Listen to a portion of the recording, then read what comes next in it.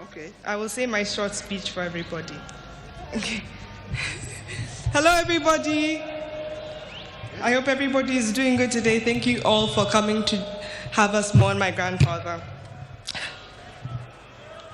Today I stand before you not only as a Kenyan mourning the loss of a national icon, but a grandchild mourning the loss of our grandfather, the Right Honorable Raila Odinga.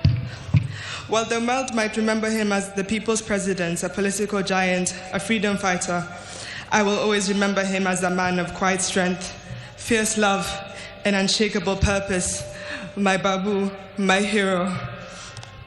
It is very hard to say goodbye to somebody, especially when you thought that person was immortal.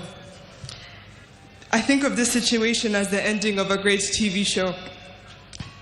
Like movie critics, we should focus not only on the ending, but what made the ending so impactful.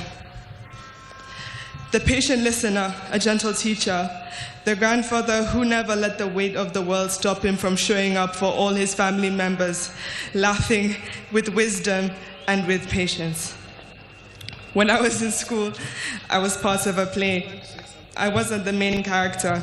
I wasn't even a side character. I was a mere backup singer. I remember telling my grandfather how great I was, how happy I was to be in this play, and how I couldn't bear being in it. And I remember telling him. And I remember the morning of they were getting ready, they marked it for a chopper. My grandfather had managed to make it to my event. This is to show the type of person he was.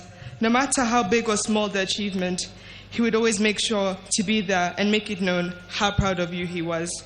He had a way of making you feel like you were the most important person in the room. As I stand here looking at your casket, I'm not afraid to admit that my next achievement will be 10 times heavier, knowing that one of my biggest cheerleaders is no more. So today, as we bid him farewell, we're not just burying a man, we're burying a legend. And I want to say this especially to my Kenyan people. We are the legacy. If you ever doubted your voice, doubted that you mattered, remember him. If you ever felt too small to make a difference, remember him. Remember, he was not born a legend. He became one by showing up, by speaking up and refusing to sit down and be silent when it was easier. I used my time to keep this legacy alive and remind the nation that not only was there so much greatness in him, but there's as much greatness in you as well. To quote him, you can only live once, but if you live it right, once is enough. Joey! Joey! Joey! Thank you. Oh, sorry, I'm Safi. And I go to school in the University of Maryland, Baltimore County. I now use this opportunity to introduce my other cousins. Come on. Hello, everybody. My name is Raila Odinga. I stand here before you not just as a young Kenyan, but as a proud granddaughter of the now late Honorable Raila Odinga.